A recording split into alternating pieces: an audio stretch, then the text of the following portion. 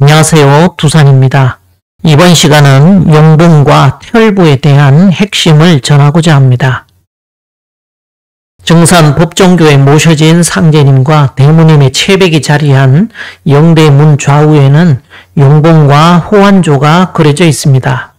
이 호환조를 달리 퇴월부라 하기도 하는데 특이한 건 증산신앙에 있어 양대 교단으로 알려진 증산도와 대순진리회에서 이 두 상징 체계를 사이좋게 서로 양분해서 쓰고 있습니다. 증산도에선 용봉을 두고 상제님과 고수부님의 도읍을 계승해 후천 5만 년 성경세계를 건설하게 될 추수자인 인사의 두 사람으로 봅니다. 또한 대순진리회에선 후인산조 계유보라는 말씀에 근거해 호환조를 대두목으로 봅니다.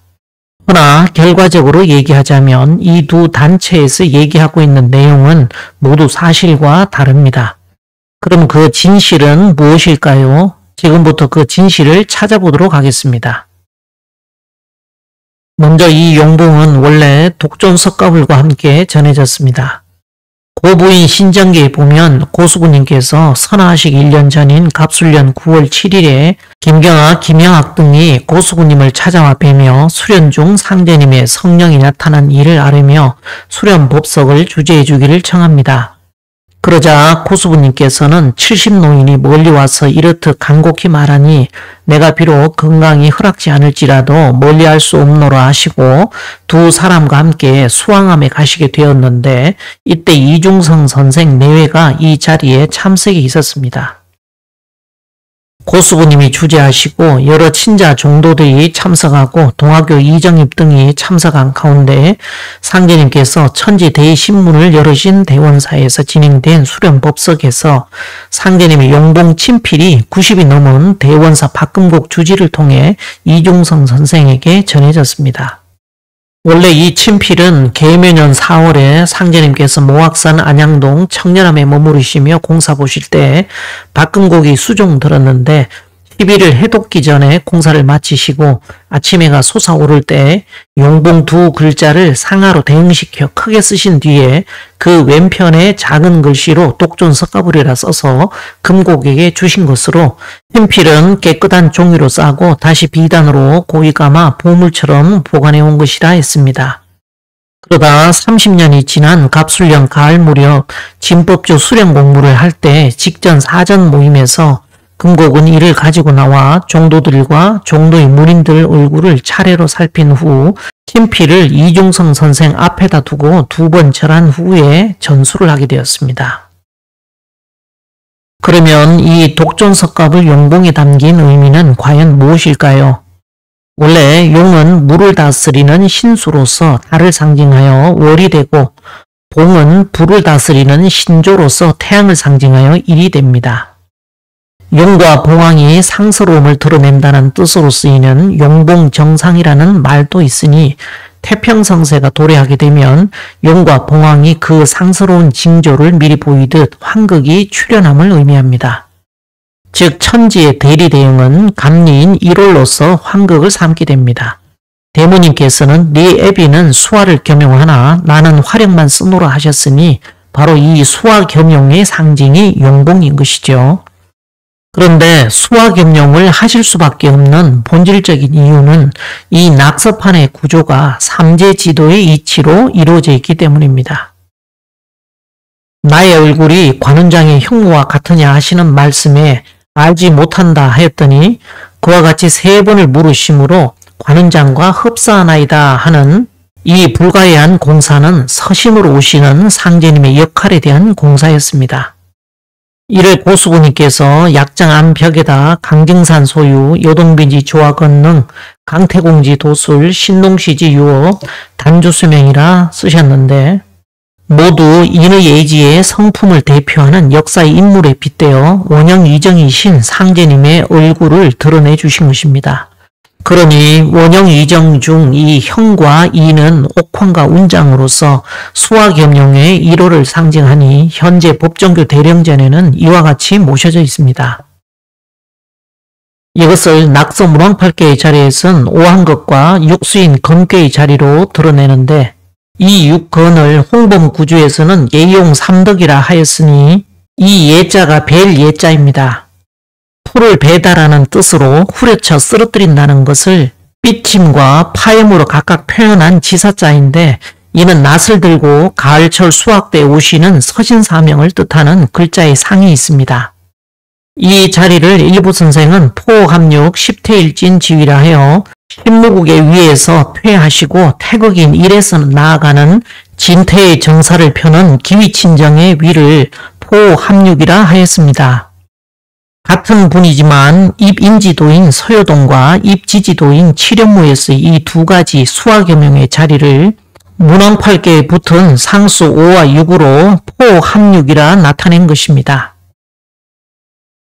이 분을 신약성서 요한계시록 1장 8절에는 장차 올자요 전능한 자라고 소개를 하고 있으니 이는 내가 장차 열석자로 다시 오리라 하신 황극의 상제님 바로 그 분입니다.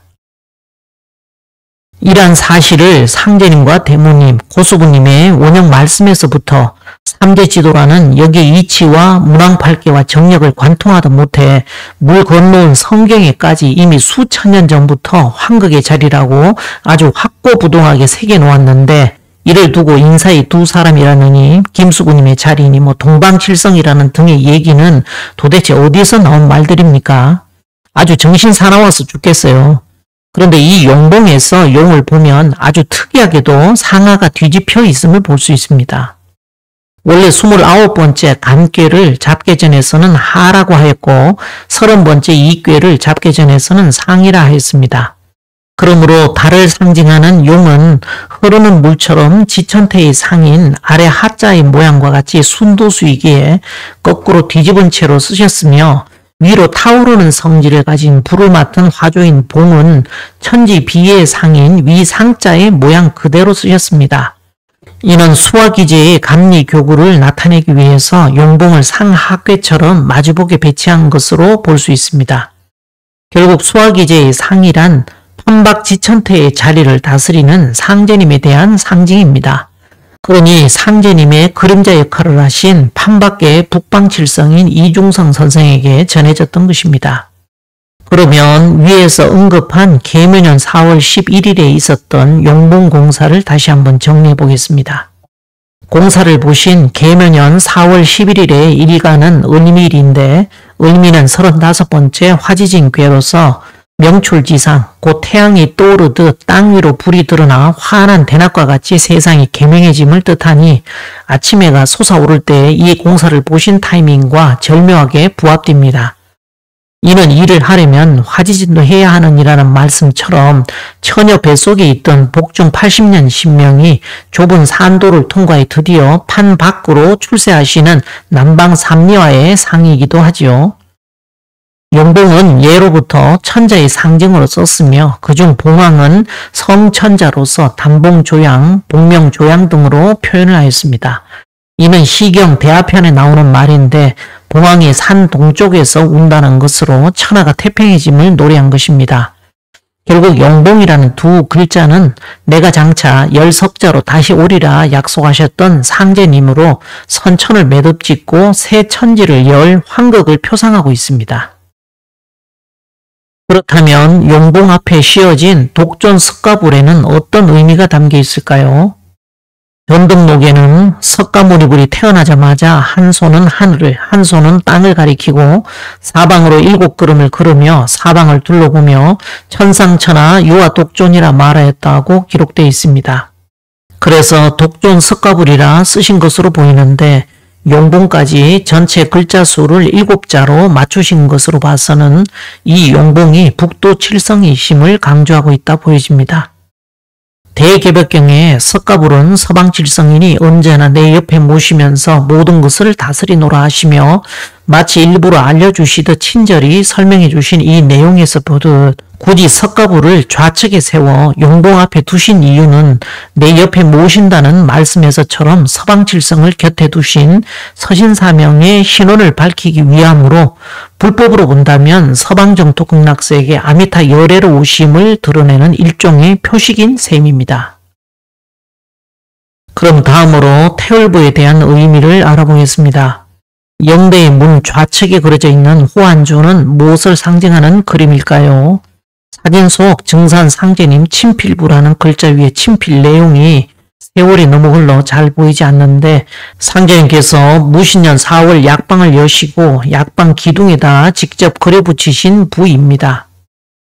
약방 기둥에다 호안이라는 새를 그려붙이셨다는 내용이 나오는데 구수한 옛날 얘기를 풀어놓으시듯 하시는 말씀 중에 털이 하나도 없이 하늘만 믿고 라는 내용을 음미해 보면 오행 중 화의 속성에 가까운 것이 새인데 털이 없어 날지 못한다는 것은 음자리를 뜻하여 직녀인 작은 도령에 대한 은유로 보입니다. 이 호안조에 대한 내용은 만법전 대명 하강편에도 수록되어 있습니다. 이 내용의 첫머리에 나오는 북쪽 바다의 호안조라는 구절은 무랑팔계의 북방인 수궁의 자리를 상징하고 있습니다. 그런데도 상제님께서는 약방 남쪽 기둥에다 직접 그려붙이셨지요.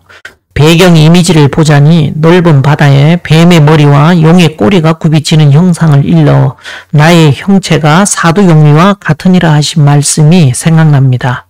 그런데 왜 하필 용과 뱀으로서 그 상징을 삼으셨을까요? 이는 진사의 성인출이라는 말씀을 생각나게 하는데 이 구절은 격압리로 가벌가에 가벌의 운을 당하여 출세하는 사람이 있다는 가벌당은 출세인이나 38목인이 가벌에 일어난다는 38목인 가불기의 구절과 연결지어서 봐야 합니다. 그래서 시운으로는 갑진을사가 되지요. 한편 12지지를 오행에 배속하면 해자는 수요, 인묘는 목, 사오는 화, 신유는 금, 그리고 나머지 진술, 충미는 모두 토가 됩니다. 용은 물을 다스리는 신수로서 달을 상징하는 반면 뱀은 12지지를 오행에 배속했을 때 화속성이니 태양을 상징하지요. 결국 사두용미는 1월로서 환극에 대한 상징입니다.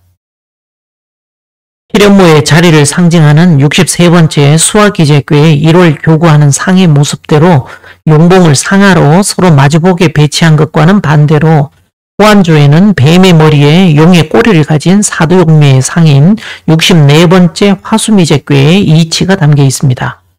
즉 서여동을 주관하시는 용봉과는 그 성질이 정반대라는 얘기인데 그러면 동여동을 주관하시는 환극은 흰도로는 고수부님이요 인사로는 김수부님이 되시죠.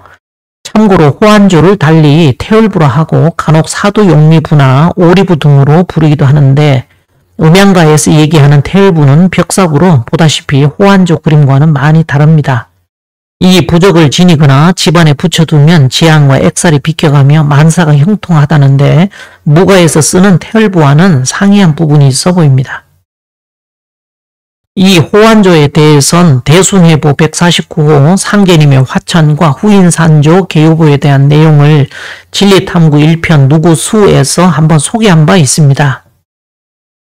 전경의 후인산조 개요부와는 달리 정영규 선생이 편지한 천지개벽경에는 글자도 틀리고 어수는 반대며 그것도 안필성 정도에게 경계를 하는 말씀으로 나옵니다. 확인이 필요하신 분들은 다시 한번 찾아보시기 바랍니다. 그렇다면 태öl부를 약방 남쪽 기둥에다 굳이 그려놓으신 이유는 무엇이었을까요? 지금은 그 자리 예전의 원형은 다 사라져버리고 없는데 여기서 약방은 천하만세의 병을 다 고쳐내는 의통법을 펴내는 만국의원에 대한 얘기입니다. 이 세상을 죽음에서 건져내는 이곳을 상제님께서는 봉천지 도술약국 제전주동국 생사판단 즉 천지를 받드는 도술약국이니 전주동국에서 천하사람의 생사판단을 하노라 하셨습니다. 이 말씀의 의미를 헤아려 볼 때 도술약국은 곧 서여동의 자리를 뜻합니다. 조지하다시피 동서남북 사칠성 중에서 동서는 판안이요 남북은 판박이니 그 중에서도 남쪽 기둥이란 남방칠성인 주작이 위로 여성이신 점에 착안을 한다면 굳이 남쪽 기둥에다 그려놓으신 이유를 짐작하기 어렵지 않습니다. 바로 이 자리를 빌어 암컷 봉황의 자리를 호안조로 표상한 것이라 볼 수 있지요.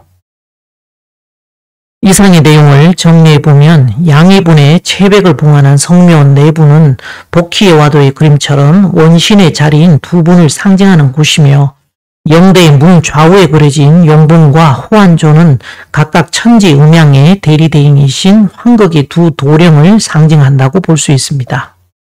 이러한 복희 여화도의 그림을 비롯해 고대로부터 전승되어 온 삼조고의 문양, 용봉, 사두용리, 호환조로 전해지는 일련의 상징 체계를 관통하는 것은 결국 동서고금을 통틀어 천지 음양의 황금 대맥이 뻗어간 건곤 1호를 상징하는 문장이라는 공통점이 있습니다. 상제님의 종통을 잇는 선사님께서 낳으신 두 도령과 문신, 무신, 병무도통, 심령신대, 향원, 심령신대, 해부 등등은 모두 환극에 대한 상징적 표현이었습니다. 그 모든 것이 영대에 자리한 두 분의 근원으로부터 시작된 것임을 우리는 경건하게 묵상하며 이처럼 경이롭고도 오묘한 천지의 뜻을 헤아릴 수 있는 금산사 황금대맥의 인연줄이 다 있음을 감사해야 할 것입니다.